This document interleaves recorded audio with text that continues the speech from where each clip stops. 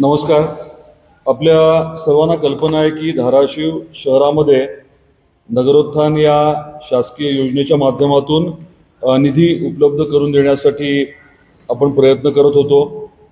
मी तुळजापूरचा लोकप्रतिनिधी असल्यामुळे स्वाभाविकच आहे की धाराशिव शहराच्या बाबतीमध्ये मी पुढाकार का घेतोय किंवा त्या बाबतीमध्ये जास्त आम्ही सर्वजण मिळून निधी आणण्यासाठी का प्रयत्न करतोय हा विषय पुढे येणं स्वाभाविक होतं.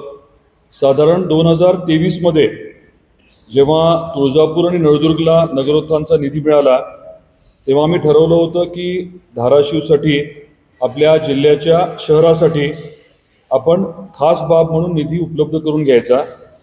त्या अनुषंगाने आदरणीय देवेंद्र फडणवीस साहेब जे तेव्हा उपमुख्यमंत्री होते त्यांना हा विषय आवर्जून आम्ही सांगितला की धाराशिव जिल्ह्याचं ठिकाण आहे आणि इथे वेगवेगळे कामं चालू असल्याने खास करून जे आपल्या अंडरग्राऊंड ड्रेनेज सिस्टमचं आहे त्यामुळे रस्त्याची परिस्थिती भयानक झालेली आहे आणि प्रमुख रस्ते तातडीने घेणं गरजेचं आहे. हे ऐकून घेतल्यानंतर त्यांनी आम्हाला शब्द दिला होता की बिलकुल या बाबतीत आपण पुढे जाऊ.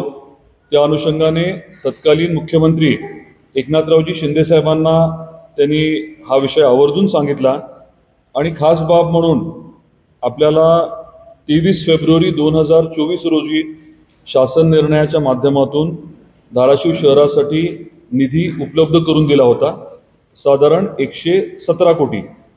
या 117 कोटीमध्ये अंदाजे 26 किलोमीटर, मग काही ठिकाणी 9 मीटरचे, काही ठिकाणी 12 मीटरचे रस्ते आणि नाली, आपले जे प्रमुख रस्ते आहेत हे सगळे घेण्यात आले होते. हा शासन निर्णय तुम्ही आधी बघितलेला आहे. दरम्यानच्या काळामध्ये वेगवेगळ्या कारणांमुळे या विषयाला वेळ लागत गेला आणि आता आपल्याला आणि आपल्या माध्यमातून धाराशिवकरांना सांगताना मोठा आनंद होतोय की या विषयाची जी वर्क ऑर्डर आहे, कार्यक्रम आदेश आहे, तो आता देण्यात आलेला आहे. 117 कोटीलाच म्हणजे 2023-24चा जो काही दर होता त्या दराच्या अनुषंगानेच टेंडर जे आहे ते फायनल करण्यात आलेलं आहे.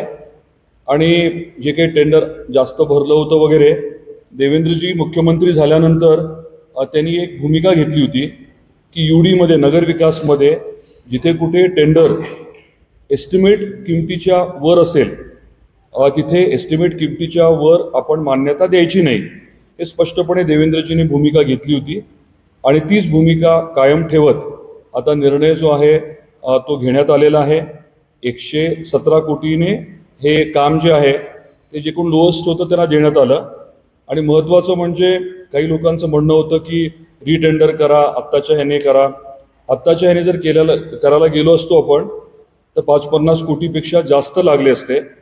त्यामुळे एक्झॅक्ट किती पैसे आपले वाचले याच्या बाबतीमध्ये अधिकृत व्हाईट पेपर जो आहे तो निश्चितपणे निघेल, तुमच्यापर्यंत येईल नक्की. पण मोठी रक्कम आपल्या सरकारची, शहरवासियांची आणि पर्यायाने जनतेची वाचलेली आहे. आणि सगळ्यात महत्त्वाचं म्हणजे आपल्याला काम जे आहे ते तातडीने आता हाती घेता येईल. साधारण 26 किलोमीटर म्हणत असताना आपल्याला कल्पना असेल की रस्त्यांची यादी जी आहे ती जवळजवळ 59 रस्ते आहेत. 59 रस्ते, 26 किलोमीटर आणि 117 कोटी रुपये. तर हे खूप दिवस प्रलंबित राहिलेला विषय जो आहे तो मार्गी लावल्याबद्दल आदरणीय देवेंद्रजी फडणवीस साहेब, आपले मुख्यमंत्री महोदय, त्यांचे मनापासून मी आभार व्यक्त करतो. एकनाथरावजी शिंदे साहेब जे आपले उपमुख्यमंत्री आहेत, या खात्याचे मंत्री आहेत, त्यांचे मनापासून आभार व्यक्त करतो.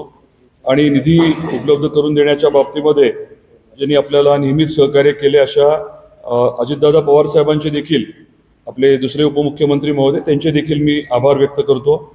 आपले पालकमंत्री प्रतापराव सरनाईक साहेब आणि संपर्क मंत्री जयकुमारजी गोरे साहेब ज्यांनी या प्रक्रियेत आपल्याला मदत केली, त्यांचे देखील मी मनापासून आभार व्यक्त करतो. लवकरात लवकर काम सुरू व्हावं, दर्जेदार काम व्हावं आणि आपल्या अंडरग्राऊंड ड्रेनेज सिस्टमचं काम जिथलं पूर्ण झालंय, जिथे पाईपलाईनचं काम पूर्ण झालंय अशा ठिकाणी प्राधान्याने रस्ते तातडीने घेणं असं अपेक्षित आहे. त्याचं योग्य नियोजन करून लवकरात लवकर काम सुरू होईल याच्याकडे आमचं देखील बारीक लक्ष राहील.